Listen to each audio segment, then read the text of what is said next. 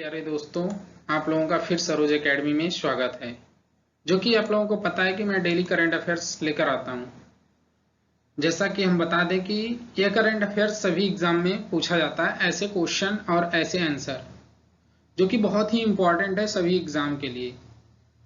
तो हम बता दें कि कुछ इंपॉर्टेंट एग्जाम के नेम जैसे UPSC, SSC, railway, BPSC, UPPCS, banking, जितने भी गवर्नमेंट एग्जाम से रिलेटेड एग्जाम होते हैं सभी के लिए यह बहुत ही इम्पोर्टेंट है। तो आप लोग हमारे चैनल को शेयर करते रहिए और इसमें ज़्यादा से ज़्यादा करंट अफेयर्स आप लोगों को प्राप्त होगा। जितने भी इम्पोर्टेंट क्वेश्चन हैं सब हम लेकर आते हैं जिससे आप लोगों को बेनिफिट हो सके। तो हमारे चैनल को आप लोग सब्सक्राइब कर लीजिए और बेल आइकॉन नीचे प्रेस कर दीजिए जिससे नोटिफिकेशन मिलती रहे। ठीक है, तो मैं चलता हूँ क्वेश्चन की तरफ। क्वेश्चन नंबर फर्स्ट आपकी स्क्रीन पे ये है, नीति आयोग के निर्यात तत्परता सूचकांक 2021 में कौन सा राज्य पहले स्थान पर है। पूछा क्या गया है ये चीजें देखिए। इसे नीति आयोग के निर्यात तत्परता सूचकांक 2021 में कौन सा राज्य पहले स्थान पर है, कौन सा राज्य पहले स्थान पर है ये बताना है। तो ऑप्शन ए है Bihar, option B Punjab, option C Jharkhand, option D Gujarat. तो यहाँ पे देखिए, यहाँ पे कुछ चीजें जैसे डिटेल सोल्यूशन है, डिटेल सोल्यूशन में आप लोगों को वो चीजें मिल जाएंगी। ठीक है, तो मैं हाईलाइट कर दे रहा हूँ, इसका आंसर क्या है, गुजरात। ठीक, गुजरात में ये नीति आयोग के निर्यात तत्परता सूचकांक 2021 में पहले स्थान पे कौन सा राज्य है, वो है गुजरात। ठीक है, तो इंपॉर्टेंट क्या है, आंसर आप लोगों का option D is the right answer है।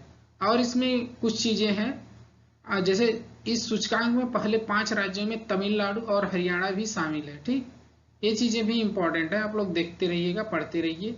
अब हम चलेंगे नेक्स्ट क्वेश्चन की तरफ, क्वेश्चन नंबर सेकंड की तरफ, जो कि क्वेश्चन नंबर सेकंड बहुत ही इंपॉर्टेंट है एग्जाम्स के लिए। तो क्वेश्चन नंबर सेकंड आपके स्क्रीन पे ही रहा।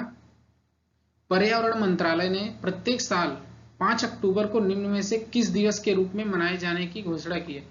जो पर्यावरण मंत्रालय है, इन्वायरमेंटल मिनिस्ट्री जिसे हम लोग कहते हैं, ठीक, तो उसे 5 अक्टूबर को निम्न में से किस दिवस के रूप में मनाए जाने की घोषणा की है। तो ऑप्शन देखिए, ऑप्शन ए राष्ट्रीय बालिका दिवस, ऑप्शन बी राष्ट्रीय हिंदी दिवस, ऑप्शन सी राष्ट्रीय डॉल्फिन दिवस, ऑप्शन डी राष्ट्रीय सुरक्षा दिवस। तो कौन सा मनाए जाने की घोषणा किए हैं, तो वो चीजें हैं।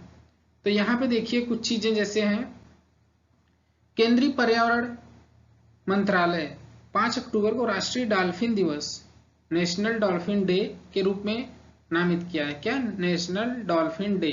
तो ये चीजें इंपॉर्टेंट, ठीक, राष्ट्रीय डॉल्फिन दिवस। डॉल्फिन दिवस कब मनाया जाएगा, 5 अक्टूबर को, जिस दिन क्या मनाया जाता है, पर्यावरण दिवस। ठीक, तो वो चीजें इंपॉर्टेंट है।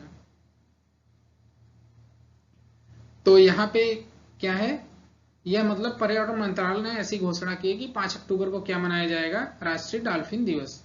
देखिए बहुत इंपॉर्टेंट है, जैसा मैं बोल दिया था। ठीक है, राष्ट्रीय डॉल्फिन दिवस, ऑप्शन सी, ऑप्शन सी जो है राइट आंसर है। ठीक है, तो हम चलेंगे नेक्स्ट क्वेश्चन की तरफ और आप लोग पढ़िए, इसमें बहुत सारे हैं आंसर, आप लोगों को बहुत कुछ मिलेंगी, तो चीजें इंपॉर्टेंट है। ठीक, तो हम चलेंगे नेक्स्ट क्वेश्चन की तरफ, क्वेश्चन नंबर थर्ड की तरफ। क्वेश्चन नंबर थर्ड आपकी स्क्रीन पे, क्वेश्चन नंबर थर्ड आपकी स्क्रीन पे ये है, मारुति सुजुकी इंडिया ने 1 अप्रैल से निम्न में से किसी कंपनी का नया सीईओ एमडी नियुक्त करने की घोषणा की है। जो मारुति सुजुकी आप लोगों को बहुत पता है कि बहुत ओल्डेस्ट कंपनी है। ठीक है, तो उन्होंने 1 अप्रैल से किसी कंपनी का नया सीईओ और एमडी नियुक्त करने की घोषणा की है। तो ऑप्शन देखिए, ऑप्शन ए क्या है, Soichiro Honda, option B Yusaku Maezawa, option C Hisashi Takeuchi, option D Shigeru Miyamoto.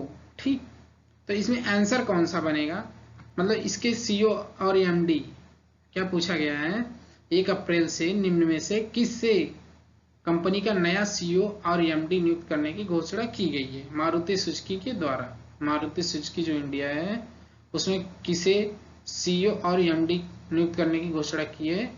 तो वो चीजें देखिए, यहाँ पे हिसाशी ताकेची को अप्रैल 2022 से नया प्रतिबंध नियुक्त किया जाएगा, सीईओ नियुक्त किया जाएगा, तो वो चीजें इंपॉर्टेंट है। क्या? हिसाशी ताकेची। ठीक, तो इसका आंसर है option C is the right answer. देखिए ये यहाँ पे इसका आंसर है हिसाशी ताकेची। ठीक, और आप लोग पढ़िए, और चीजें इंपॉर्टेंट है यहाँ पे। आप लोग जितना इसको पढ़ेंगे, जैसा कि मैं बता देता हूँ कि एक से एक करंट अफेयर्स, इसमें जितने भी क्वेश्चन होते हैं अपने आप में एक से एक होते हैं। ठीक, तो इसलिए मैं बोलता हूँ कि इस वीडियो को पूरा देखा करिए। आप लोग पूरा देखेंगे तो फुल नॉलेज होगा, और कोई एग्जाम में कोई क्वेश्चन भी नहीं छूटेगा एक भी, जैसा कि हम करंट अफेयर्स प्रोवाइड करते हैं। इससे इतने अच्छे अच्छे और इतने इंपॉर्टेंट करंट अफेयर्स कहीं नहीं मिल पाएंगे। ठीक, तो हम चल रहे हैं नेक्स्ट क्वेश्चन की तरफ, क्वेश्चन नंबर 4 की तरफ। क्वेश्चन नंबर 4 जो कि आपकी स्क्रीन पे ये है, संयुक्त राष्ट्र ने वित्त वर्ष 2021-2022 के लिए भारत की विकास दर कितने फीसदी रहने का अनुमान लगाया है?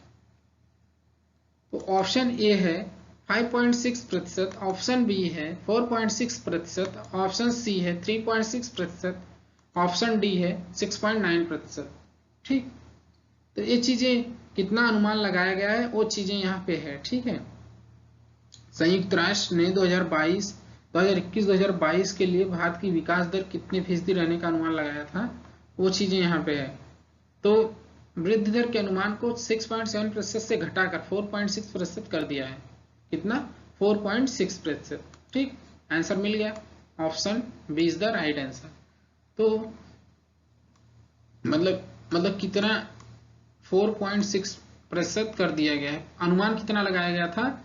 6.7%। ठीक, अनुमान लगाया गया था 6.7%, लेकिन क्या हुआ? 4.6% तक ही रह पाया। ठीक है, तो ये चीजें इंपॉर्टेंट होती हैं, कितने का अनुमान लगाया गया था, कितना रहने का संभावना है, ये चीजें हैं, और कितना कर दिया गया वो भी चीजें इंपॉर्टेंट है।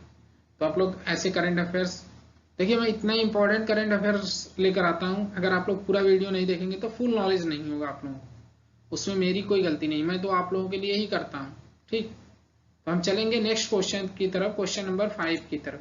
ठीक, क्वेश्चन नंबर 5 जो कि आपकी स्क्रीन पे ये रहा, किस देश की पहली महिला विदेश मंत्री मेडेलिन अल्ब्राइट का 84 साल की उम्र में निधन हो गया? ठीक, कौन है महिला विदेश मंत्री?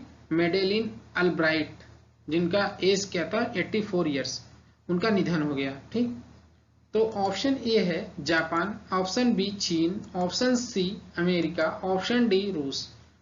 तो कहाँ की है ये? है अमेरिका की। ठीक, तो option C is the right answer है। ठीक, अमेरिका की पहली महिला विदेश मंत्री है मेडेलिन अल्ब्राइट का हाल ही में निधन हो गया, जो 84 वर्ष की है। ठीक, क्लिंटन प्रशासन के दौरान 1997 से 2001 तक राज्य सचिव का पद संभाला है। ठीक, क्लिंटन प्रशासन के दौरान इन्होंने 1997 से 2001 तक राज्य सचिव का पद संभाला है। कौन? जो महिला विदेश मंत्री मेडेलिन अल्ब्राइट है, जिनका कि अब डेथ हो गया है। ठीक, तो ये चीजें इंपॉर्टेंट है। तो हम चलेंगे अपने नेक्स्ट क्वेश्चन की तरफ, क्वेश्चन नंबर 6 की तरफ। क्वेश्चन नंबर 6 जो कि आपकी स्क्रीन पे ये है, किस भारतीय अभिनेता को अबू धाबी के यस आइलैंड का ब्रांड एम्बेसडर बनाया गया है? कौन भारतीय अभिनेता है जिससे अबू धाबी के यस आइलैंड का ब्रांड एम्बेसडर बनाया गया है? तो ऑप्शन ए है Salman Khan, option B Tiger Shroff, option C Ranveer Singh, option D Ajay Devgn. तो किसे ब्रांड एम्बेसडर बनाया गया है? कौन भारतीय अभिनेता है जिनको अबू धाबी के यस आइलैंड का ब्रांड एम्बेसडर बना दिया गया? तो यह कौन से अभिनेता हैं, एक्टर?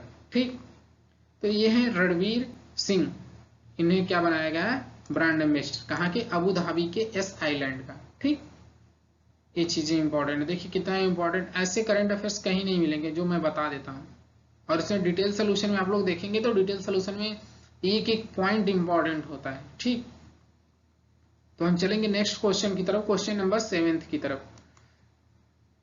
क्वेश्चन नंबर 7 जो कि आपकी स्क्रीन पे रहा, किसने हाल ही में स्विस ओपन 2022 के महिला एकल का खिताब जीत लिया है? कौन है जो स्विस ओपन 2022 के महिला एकल का खिताब जीता है? ठीक है, तो ऑप्शन ए है सानिया मिर्जा, ऑप्शन बी है Saina Nehwal, option C PV Sindhu, option D इनमें से कोई नहीं। तो कौन महिला है जो स्विस ओपन 2022 के महिला एकल खिताब को जीता है? ठीक है, तो वो कौन है? पीवी सिंधु। ठीक, ऑप्शन क्या है? ऑप्शन सी। ऑप्शन सी जो है राइट आंसर है। पीवी सिंधु ने हाल ही में स्विस ओपन 2022, जो स्विस ओपन 2022 है उसमें महिला एकल खिताब जीत लिया है। ठीक, टूर्नामेंट में अपना लगातार दूसरा फाइनल खेल रही 2 बार की ओलंपिक पदक विजेता पीवी सिंधु ने, मतलब 2 बार की रह चुकी है ये ओलंपिक विजेता। ठीक है, ये चीजें देखिए यहाँ पे क्या चीजें हैं वो चीजें इंपॉर्टेंट करेंगी। जैसे देखिए यहाँ पे थाईलैंड की खिलाड़ी को 49 मिनट तक चले मुकाबले में 21-60, 21-8 से हराया। ठीक, ये चीजें देखिए यहाँ पे इंपॉर्टेंट है।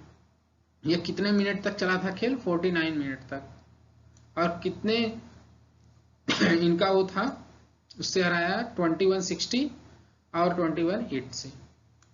तो ये चीजें जो इंपॉर्टेंट होती है वही चीजें मैं लेकर आता हूँ, जैसा कि आप लोगों को बताते रहता हूँ कि अगर आप लोग पढ़ेंगे तो आप लोगों को बेनिफिट है। मैं तो करंट अफेयर्स लेकर आऊंगा ही, क्योंकि हर बच्चे हैं, सभी को पढ़ना होता है।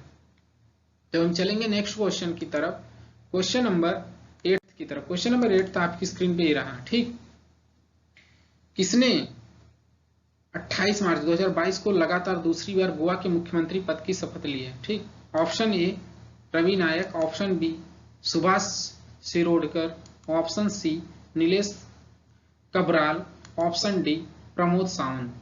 किसने लिया है 28 मार्च 2022 को लगातार दूसरी बार गोवा के मुख्यमंत्री पद की शपथ? कौन लिए हैं? प्रमोद सावंत हैं जो 28 मार्च 2022 को लगातार दूसरी बार गोवा के मुख्यमंत्री पद की शपथ लिए हैं। ठीक है, कौन है? सॉरी, प्रमोद सावंत। ठीक, लगातार दूसरी बार गोवा के मुख्यमंत्री पद की शपथ लिए हैं। तो यहाँ पे देखिए ऑप्शन बी नहीं, ऑप्शन कहाँ पे है? प्रमोद सावंत। ठीक, प्रमोद सावंत कौन से हैं? Option D. Option D is the right answer. ठीक, प्रमोद सावंत जो है 28 मार्च 2022 को लगातार दूसरी बार गोवा के मुख्यमंत्री पद की शपथ ली। इसके पहले भी वो रह चुके हैं गोवा के मुख्यमंत्री। ठीक, कौन है? प्रमोद सावंत। तो हम चलेंगे नेक्स्ट क्वेश्चन की तरफ, क्वेश्चन नंबर 9 की तरफ। ठीक, क्वेश्चन नंबर 9 जो कि आपकी स्क्रीन पे ही रहा। कौन प्लास्टिक वेस्ट न्यूट्रल वाली पहली भारतीय कंपनी बन गई है? कौन प्लास्टिक वेस्ट न्यूट्रल वाली पहली भारतीय कंपनी बन गई है? ठीक, ऑप्शन ए है Dabur India, option B Aditya Birla समूह, option C Hindustan Unilever, option D Hindustan petroleum. कौन सी है ऐसी कंपनी? तो देखिए डाबर इंडिया जो है वह प्लास्टिक वेस्ट न्यूट्रल वाली पहली भारतीय कंपनी बनी है, डाबर इंडिया।